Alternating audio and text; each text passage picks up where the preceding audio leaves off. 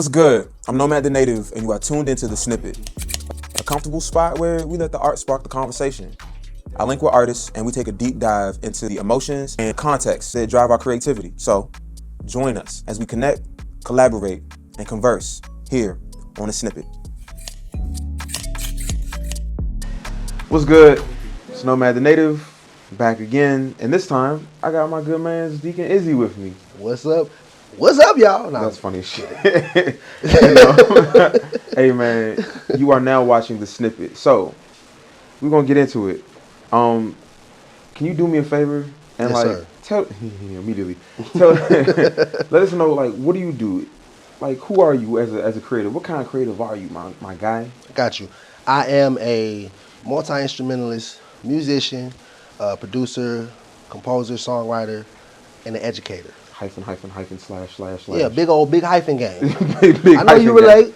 You know what I'm saying? Rapper, Yeah, podcast host. You know what I'm saying? Producer, curator.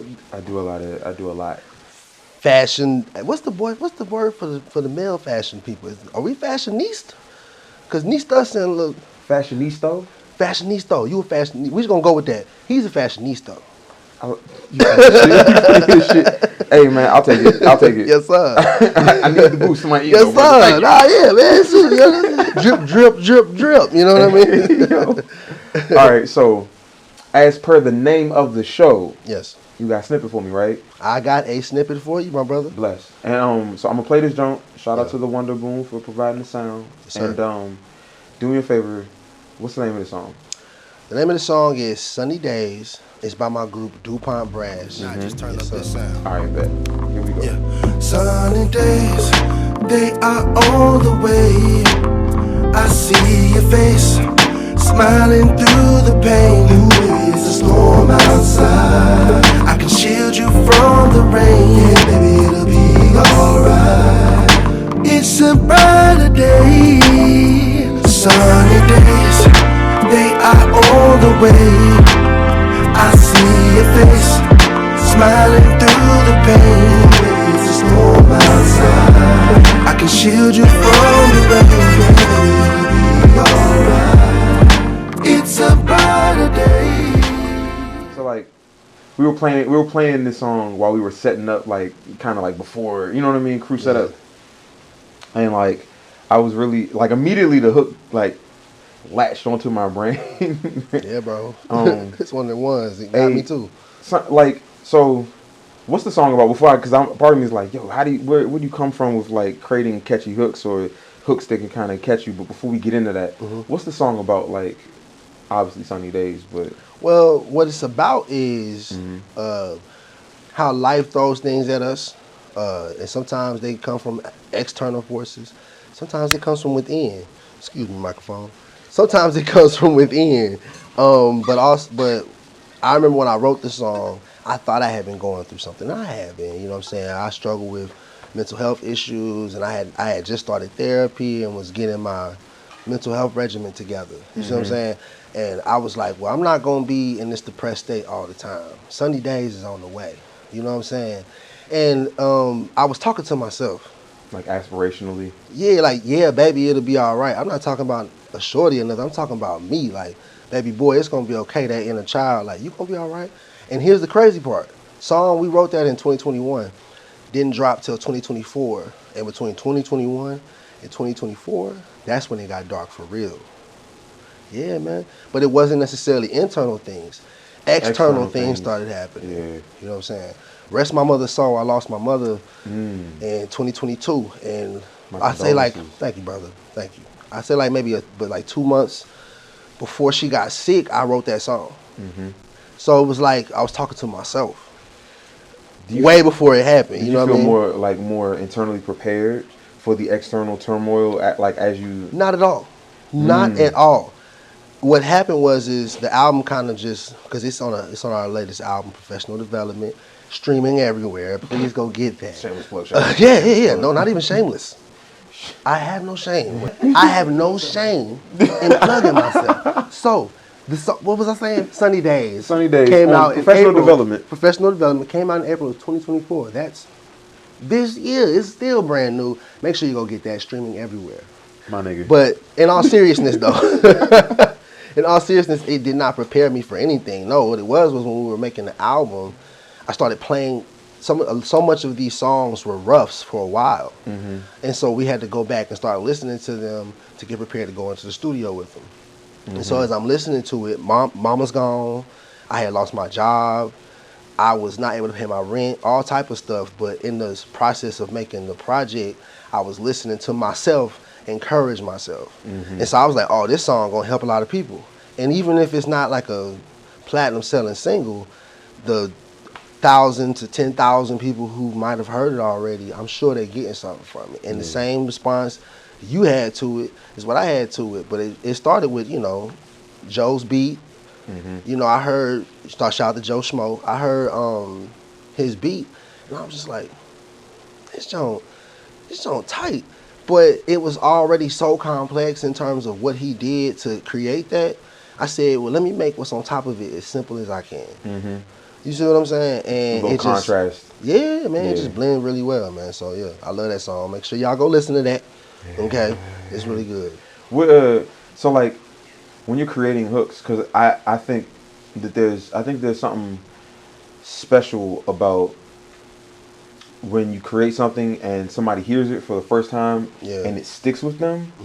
Like, is there an intentionality to that where like, all right, I know that this has a stickiness factor to it. You know what I mean? How do you go about like picking a sticky hook to get caught in somebody's head? Well, I'll say this. We spoke a little earlier. We both are college educated black men. You know what I'm saying? Shout out to the struggle. You feel me? But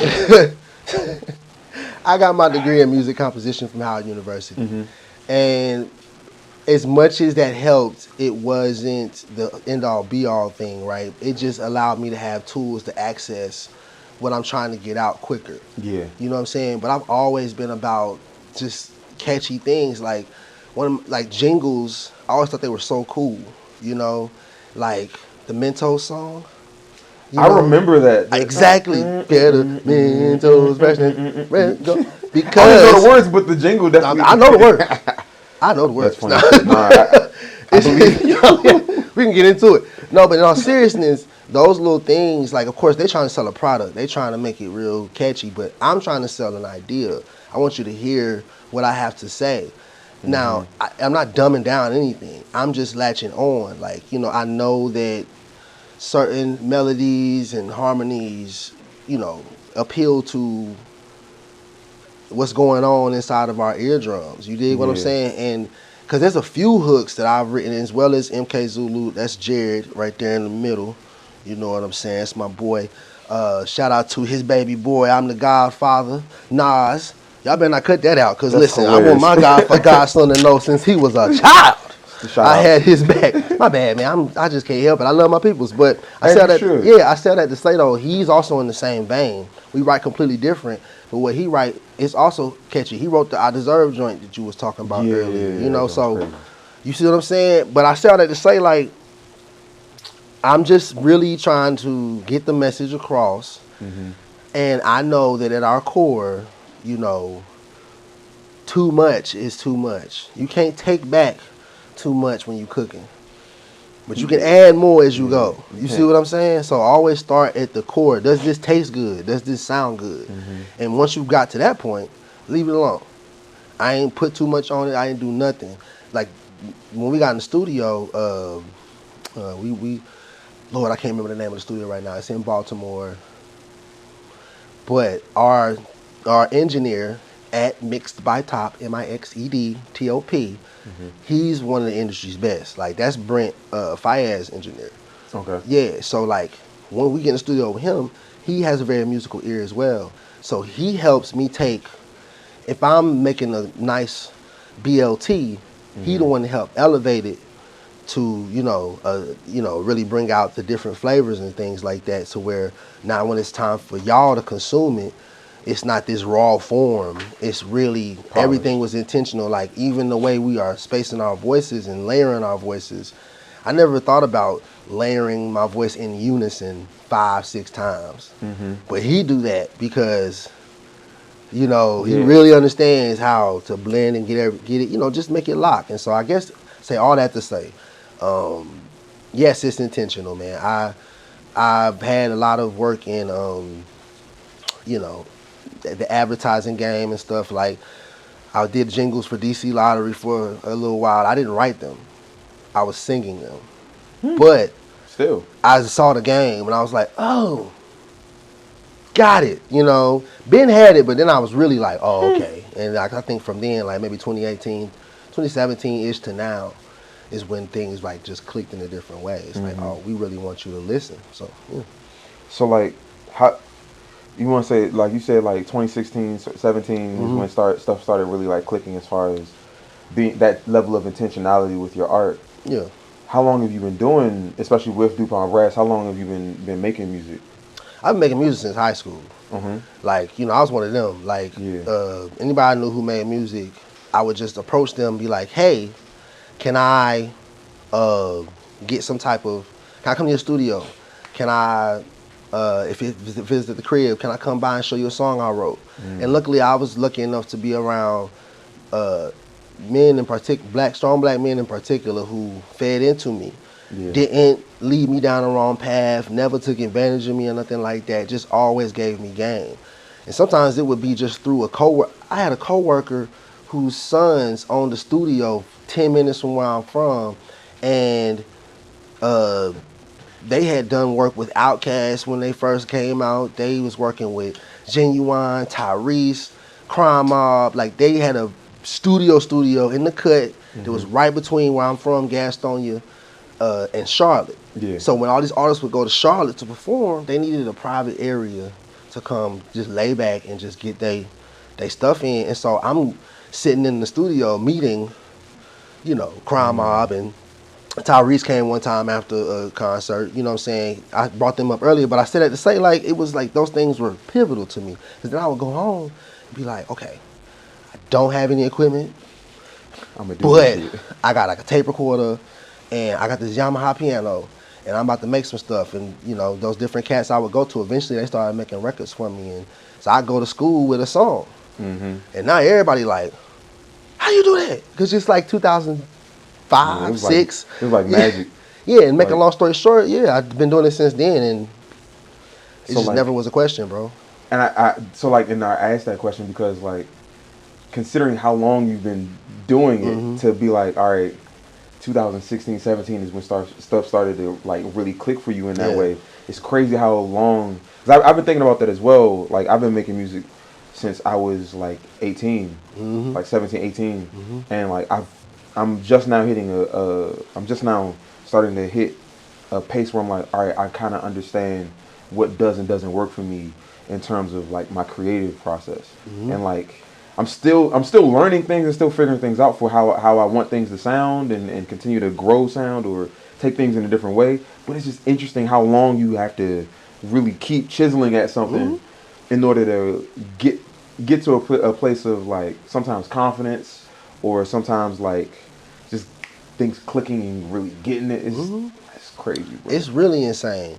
But give yourself grace, and I give myself grace. We came up in a very interesting time, bro. Like, our contemporaries are Kendrick and Drake.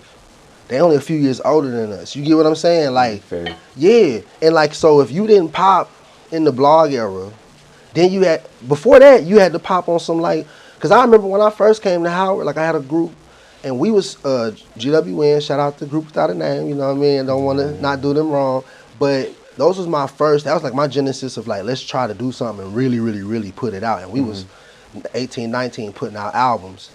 We went all the way to Chicago to record at one of our bandmates' house because he had a studio in the crib. You know, we was that serious about it. But we still was hand over hand. I remember going to the barbershop. I remember going to the mall. I remember going to the beauty salon. Like, CDs, I got CDs. This is back when I was going home to Gastonia every summer. I would go to everybody's crib with the CD. Because within like, a year, you couldn't even get on streaming platforms. No, bro. I remember that, dog. Yeah. Like, and then, but then within a year, we in the blog era.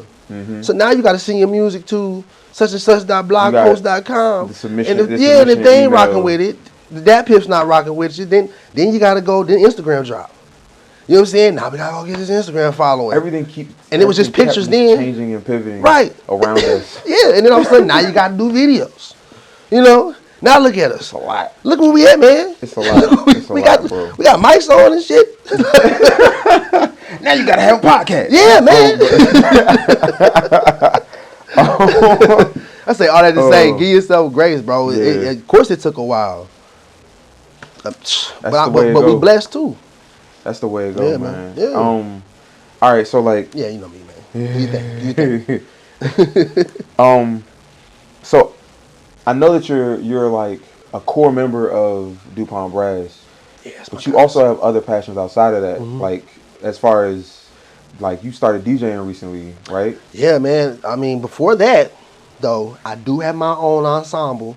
We've been retired for a little while since the pandemic, but Deacon Izzy and the Congregation was a real movement for me, and I want to shout them out, man, because if it wasn't for Charlie Keys, Stan Banks, Armani, I can't remember his last name right now, Izzy Lemons, all those guys, Shakira Rogers West, they like, for very little money, was putting amazing shows behind me from like that 2017 through 2019 run was, early 2020 was crazy. Like I was doing all these things I had wanted to do, and it was because I had another team, not just DuPont, but once again I had a group of people around me. But then when the pandemic came, of course things shifted. So yeah, now I'm DJing. I have a duo with Jared. We call ourselves One Stop. More to come. Don't worry about that right now. We building that one. But the DJ thing is brand new, man. I've realized like there's got to be multitudes of ways to like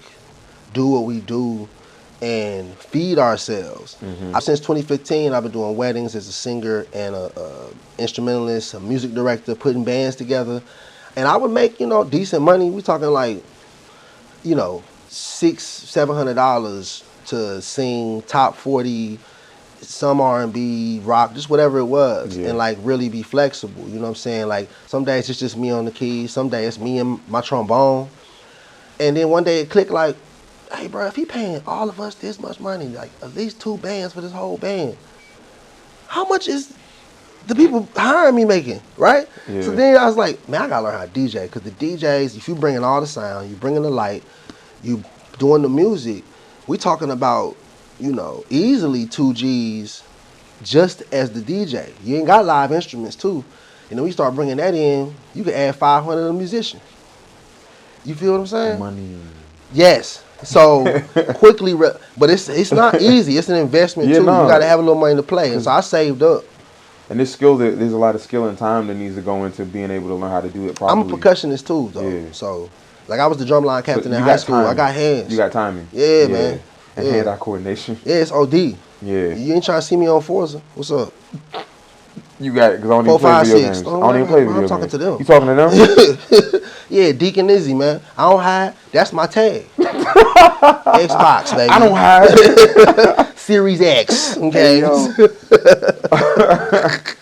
Hey, that's so silly. We was so you've mentioned like multiple teams that you've been a part of, multiple groups, and like collaborations, and like I remember earlier, like before we started officially rolling, we were talking about the importance of teamwork and like everybody kind of playing their position and getting the plane off the ground, so to speak. Yes.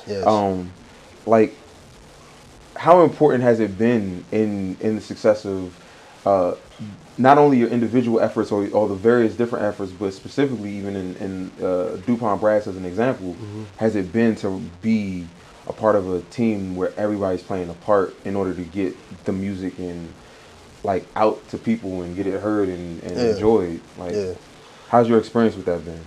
Well, it was a rough one at first, man. You talking about a bunch of like leaders, right?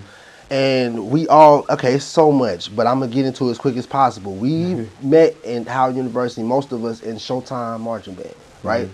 The marching band is an interesting place, especially when we was coming up, because we were very loyal to our section. I'm trying to say some things without saying some things, you feel what I'm saying? So I'm a trombonist.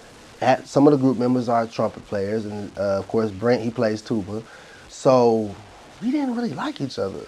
Like, because we were competing to sound better, and then we would come together like not Megatron, like the Power Rangers. Megazord. Megazord, yes. The Megazord. We would come together like Megazord, right? And do our thing. But once we got, older, maybe like junior, senior year, and we pledged Phi Mu Alpha together, Phi Mu Alpha Symphonia, we realized, okay, I kind of like this guy. And he's really into what I'm into, and before you knew it, we was clicking. Mm-hmm. But then real opportunities started coming. We started trying to make some real money and started trying to make some real music, and it's like everybody want to be in charge. Yeah. Like everybody want to, their opinion, the way the music needs to sound is like this, blah, blah, blah. And we got to a point where Cass was not even trying to be in a group no more. You know what I'm saying? Mm. And then one day we realized, okay, let's delegate. So we have a songwriting team. We have a production team. Mm-hmm. We have a management team, day of show team, social media team, marketing team, and we have meetings for this stuff. We rehearse minimum twice a month. You see what I'm saying? Mm-hmm. And we have full schedules, but we really take time to come together and block do that. Things out to set up and follow through on all these various meetings of different. Essentially, you have like departments because it's a big band. It's a business, bro. We started our LLC a while ago, and so we got real money coming in. So we really pay each other as employees of each other. You see what I'm saying? It's been beautiful, but everybody plays their role. Everybody shows up really intentionally about their role. It's like a championship sports team of any kind. You know what I'm saying? The role players are just as important as the star. So just as important as me and Jared are out front, you know what I'm saying? It means everything to us that we have everybody making sure they handling theirs. Like, I'm not about to go over there and touch Joe's keyboard and be like, nah, do this. No, I trust Joe to show up the best version of himself. Mm-hmm. And now he's also on the sound team. You know what I'm saying? Yeah. Because we trust him to go do that. And it's just one of them things, man. That's took us so much further. Like, now I don't ever see us breaking up or having issue because it's deeper than a group. Like, these my actual friends. That's why I brought them to this thing. Like, it's everywhere I go, we go. Mm-hmm. And I want them to know that, too. Cause sometimes they be acting like, I'm David Ruffin or something. I'm kidding. Just play. Nigga. I can be a little intense sometimes. I know fellas things, but like, you know what I'm saying? I be doing my thing, too. You know what I'm saying? It's funny shit, bro. I enjoy like that part of the message where it's like everybody learning how to like play a part and like trust each other because they say teamwork make the dream work type shit. I have a song. Teamwork make the dream work. That's really? Mm-hmm. Mm-hmm. Also, there's another one. Share that with me later. It goes, teamwork makes the dream work. Oh wait, teamwork makes the dream work. See? That should sound like a jingle too. I didn't write that one, but shout out to my friends, man. Shout out to my friends. We were saying that for like over a decade because it's true. Yeah, no. Like, it's a catchy saying, but it's mad important. It's mad important to like be able to delegate and trust each other in responsibilities. Yeah, bro. Because what are some of the things that you feel like you've been able to accomplish with that, like since having kind of leaned more into like delegating and trusting and like, yeah. All of my friends, we are also co-workers at this point. Mm-hmm.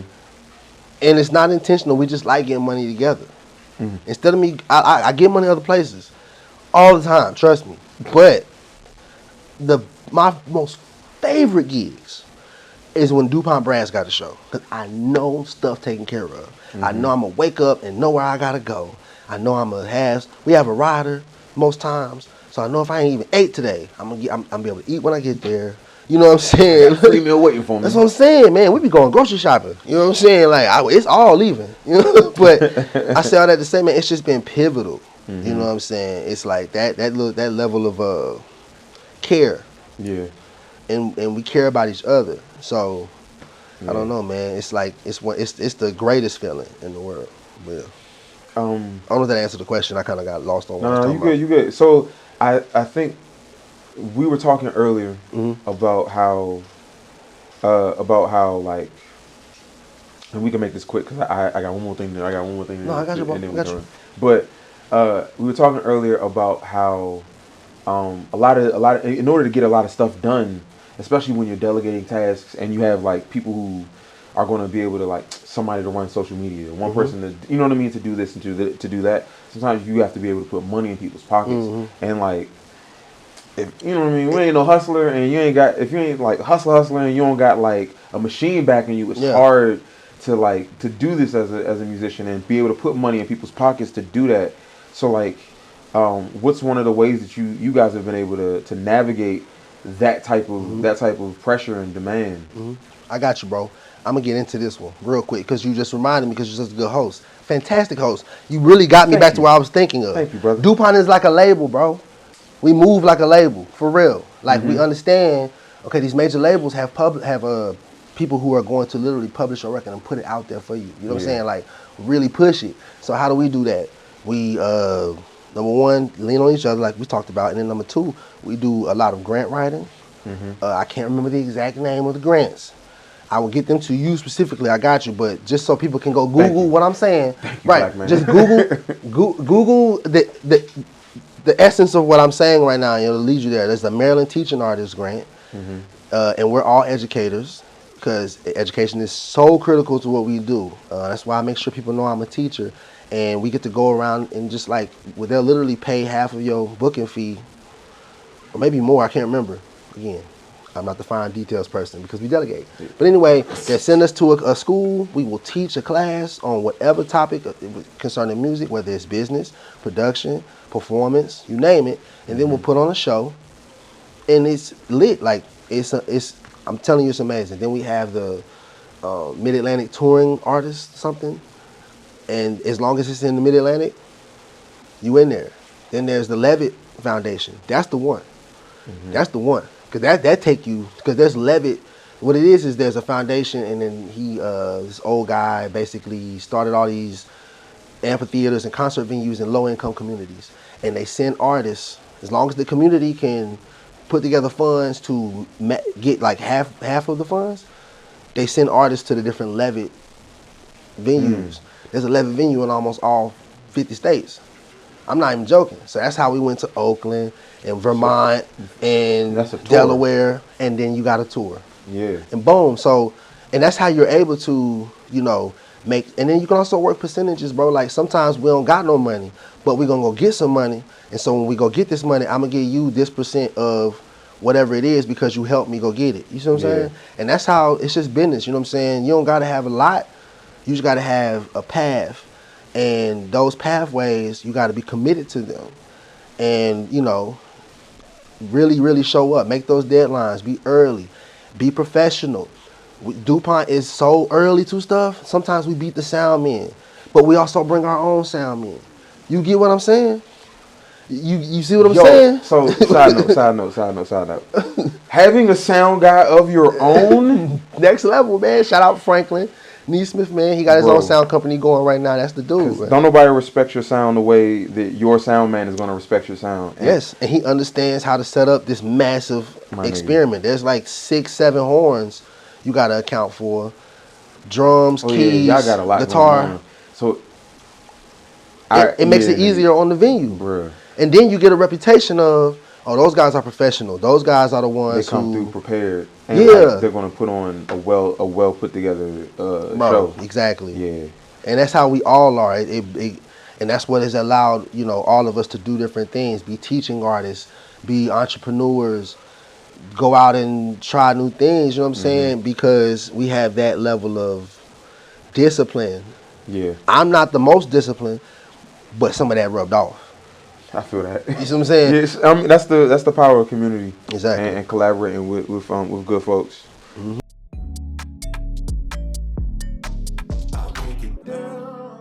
I'm ready. Oh. Dog, don't make me cry, bro. Wow. No, you dug deep for this. Because this is when we started to change our sound. First of all, can I show? Yeah, you can show it. Yeah, but they might not be able to see it that well. But this is a photo of DuPont Brass. I believe this is, it looks like the concert we had in, oh my God, it was... Electric Maiden. Yes, thank you. Over by Tacoma Station. Yep. Yes, and I remember exactly because the flyer was super dope. Arthur B. Hill designed a flyer of all of us as 8-bit characters. And we all have this flyer because it was that cool. Like, we just make a shirt out of that. But anyway, it was like if DuPont was Super Mario Brothers. But nah, bro, I'm seeing, is that Jarvis, Jared, yeah, Anthony, John, we call him Pa Beta, John Easter, Brent, and I bet that's Stan back there on the drums. This had to be like 2015, because I have an afro. Yeah, I have the Questlove. I didn't quite understand my hair texture, so I was picking it every day. Anyway, if I could go back in time, man, I bet I'd had a nice one, you know. But anyway, had the Questlove. This is even an old DuPont shirt, but yeah, this is when we first started putting vocals into the mix, because we were an instrumental group all the way through. And I jokingly made a social media post of me singing Pretty Brown Eyes in front of the band. And I was literally just singing the horn line. Well, they were playing too, because we didn't arrange for vocals. Yeah. And so for the first like almost a year, maybe 6 months to a year, I can't remember, I was just singing the arrangement that the horns already did. I would just sing the hook and hype up the crowd, like some MC stuff. And then we started developing our own like real like songs with hooks and verses and incorporating horns in different ways. And that's why we keep the DuPont brass and everything going, and just to pay homage, like, because that was like the beginning of it. Brass is that's where we come from. Yeah, but we're not your typical brass band. We're not gonna, and this is not a diss to any of the brass bands, because they inspired us, you know. But we don't sound like Rebirth. We don't sound like Brassaholics, and they're amazing. The fact that I even know their name, right? Yeah. You know, but we're more in the vein of like Brass Tracks. That's a group who did, they played on a lot of the Chance's coloring book. Yeah. And they collab with everybody, Tank and the Bangers, all them people. So we're more in that vein of just trying to really keep acoustic instruments alive and show how they have a space in 2020, in the 21st century, you know. Yeah. But this was crazy. This is, yeah, man. Shout out to our producer. Yeah, man. Yeah. Kramer's amazing, and Kramer, this is a good pick. She's damn near Nardwar. Yeah, that was with the research. This almost a decade ago, and these all still my guys, man. That's crazy. Hey, man. On that note, yes, sir. I appreciate you for sliding through, and rocking with us for the snippet. Really good conversationalist, bro. Yeah, man. What can I say? This, you know, yeah. You know, we're brothers of a different cloth. You know, we need to throw it up, man. You gotta throw it up, man. Throw yours. Oh. No, throw yours. Yeah, that's what I'm saying. Yeah, I'm gonna say. No, I said of a different cloth. Yeah, of a different cloth. Yeah, brother. Yeah. But we here though. He was like, I don't recognize that. That's not me. No, bro. I wasn't trying to get you to set trip, bro. That's funny as shit. Trying to get me in trouble on camera. No. All right, with that being said, hey, man, this was Deacon Izzy. And this is Nomad the Native. That's right.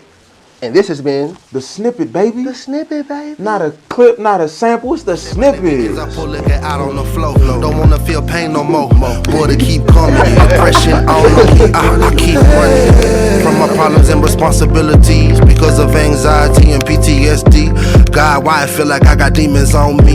He told me get my ass up and go to therapy, so I did it. I'm on the road to healing. I never knew what better me could be so appealing. Hey, yo. Hey, son. Thanks for tuning in. I hope you enjoyed this episode, and if so, then comment, like, subscribe, follow, disagree, whatever. I mean, this is a show by the artist for the artist. So, if you want to be featured, just hit us. There ain't nothing but an email or a DM away. Until next time, peace.